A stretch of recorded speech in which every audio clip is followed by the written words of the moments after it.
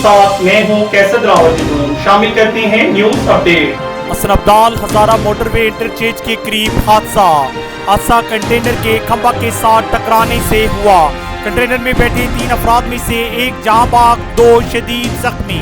हम आपको आगाह करते चले कि हसन अब्दाल हजारा मोटरवे इंटरचेंज के करीब कंटेनर खंभा से टकराने से उल्ट गया, जिसमें बैठे 3 सवार में से अब्दुल वहाब वल्द हाजी लाल हुसैन सकना मर्दान जहां बाग, जबकि 2 शदीद जख्मी। मोटरवे इंटरचेंज के करीब 22 व्हीलर कंटेनर नंबर P4294 बेकाबू होकर खंभा से टकराने के बाद उल्ट गया।